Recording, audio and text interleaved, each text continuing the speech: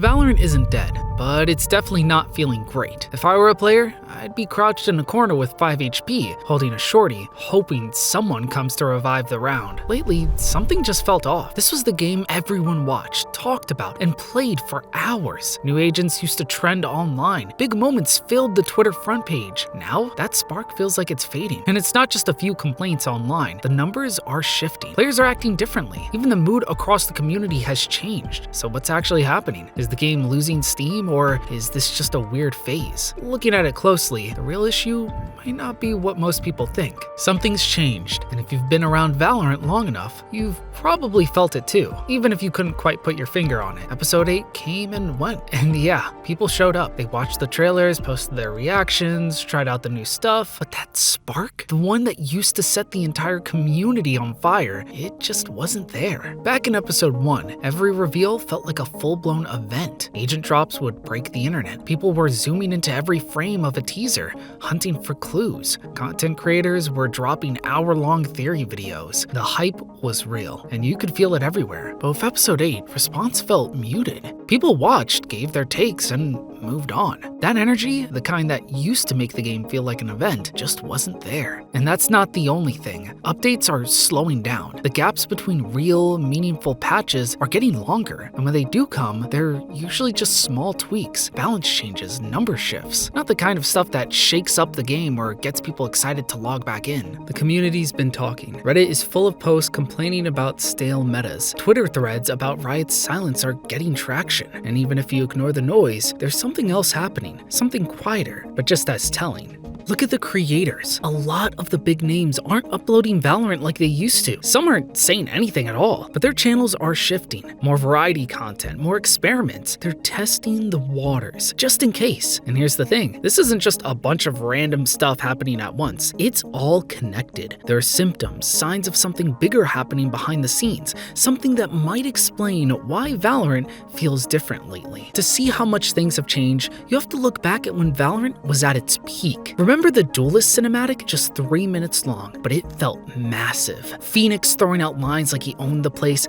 Jet flying around like she didn't care about gravity. It was loud, fast, and full of personality. It didn't just show off the game, it made people believe Valorant could reshape gaming. That one video has over 60 million views, and honestly, it still holds up. Then came episode 1, episode 2, episode 3. Each new reveal felt like a major moment. People would pause trailers frame by frame, looking for clues, theory, speculation, raw hype. All of it was part of the experience. Riot knew exactly what they were doing back then. Valorant wasn't just a shooter, it was a world they were building in real time. But lately, it doesn't feel like that anymore. Yes, the cinematics still look good. Riot's animation and art teams are too skilled for that to ever be the issue, but the feeling is different. The videos feel safer now, more polished than passionate, like they were built to pass approval instead of spark imagination. And the numbers reflect it. Recent trailers barely crack 10 million views. More than that, the reactions feel tired. Instead of excitement or theories, you see comments like, "This was okay," or "When's the next agent?" One Reddit comment summed it up perfectly. It feels like Riot is just checking boxes now. No soul, no spark, just routine. Even the creators are starting to speak up. Videos titled, "Is Valorant getting boring?" or "Why I'm not excited for episode 8" are popping up more often. Not from people chasing views, but from creators who used to love this game. And once players start wondering whether Riot even cares about Valorant anymore, that's when the real doubt starts to grow. Because the signs don't stop here, and what Riot was working on during the same stretch, that made people question if Valorant was still the main priority at all. There was a time when Riot actually talked to the Valorant community. Dev blogs, update posts, even Reddit replies explaining design choices. It felt like they wanted to keep players in the loop. Now, that kind of open communication feels like it was years ago.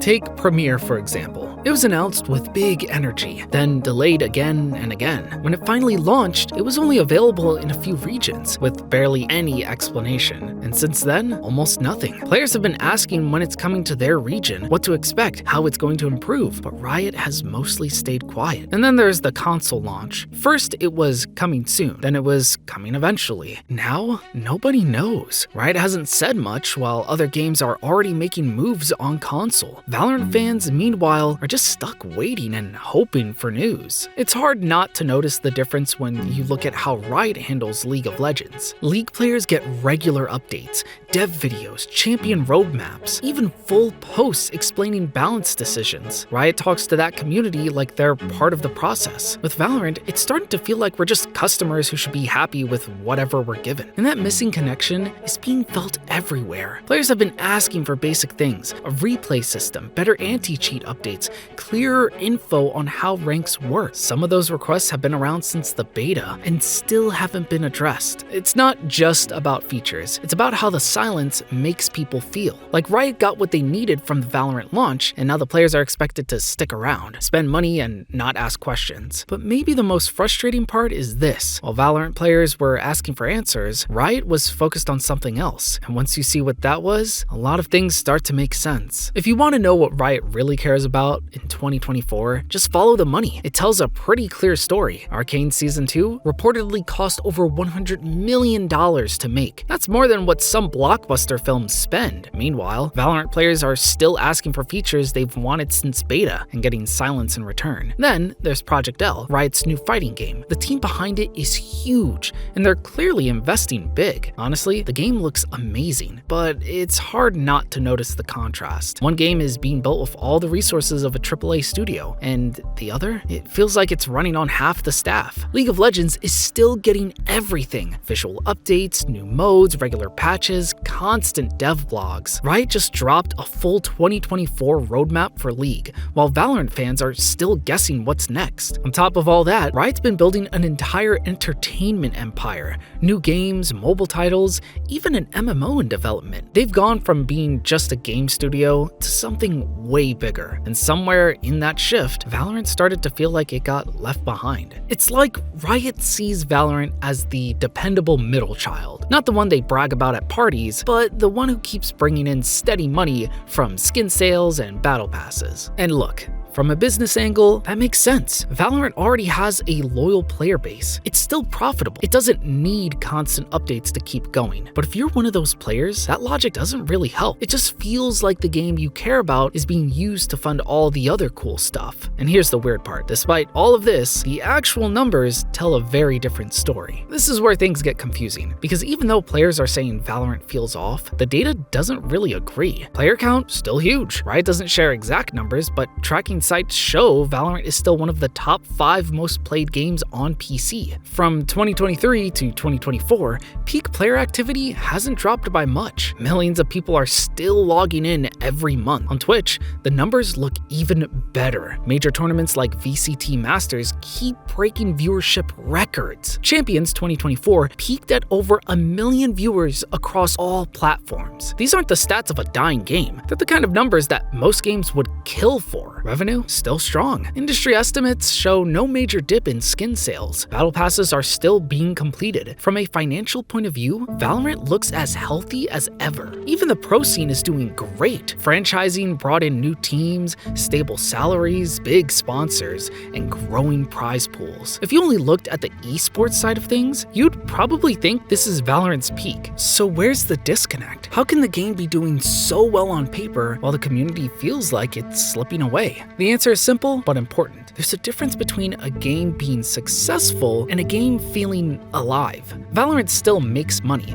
still gets played, and still has an audience, but for many longtime players, something feels off. And that feeling is what's driving the Valorant is dying conversation more than any stat ever could. So if the numbers are fine, but the feeling isn't, what does that mean going forward? Here's the part that most people miss when they talk about games like Valorant: the vibe. Because even if the numbers look fine, a game can still feel like it's losing something deeper. And that's exactly what's happening here. The hype just isn't the same. There wasn't a time when new agent reveals took over the internet. When a new map dropped, players spent days breaking it down, exploring every angle, and sharing wild theories. Now, the excitement lasts a day or two, then fades away. Even content creators have shifted. They still post their reactions and patch breakdowns, but it doesn't feel like they're doing it out of passion. It feels like something something they have to do, just part of the job. And the audience can tell. You can't fake genuine excitement. Look at social media. Valorant announcements used to spark huge conversations. Comment sections were full of debates, hype,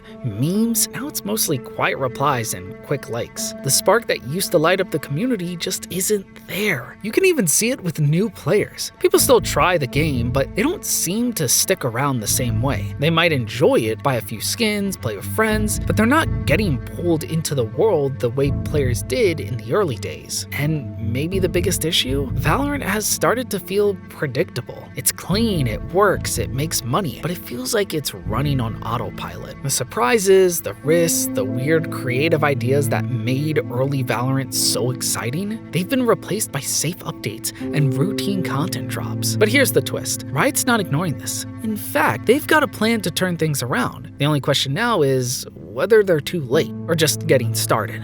Riot knows things aren't perfect right now. Behind the scenes, they've been working on some big plans that could either bring Valorant back to life or show that it's running out of chances. The console launch is the big play. Mobile gaming showed us how moving to new platforms can change everything. If Valorant can pull off a successful console release, and that's a big if, it could double the player base almost overnight. Console players are a fresh crowd that could breathe new life into the community. Premier's full rollout is meant to fix one of the biggest complaints, the lack of a clear competitive path for everyday players. The goal is to build a bridge from casual games to semi-pro levels without forcing people to go full pro or grind through the ranked system. The content schedule is supposed to speed up too. More agents every year, new maps faster, and game modes that might shake up the formula before it gets too stale. If Riot follows through, that early excitement could come back. Most importantly, they're promising to communicate better, more transparency from developers,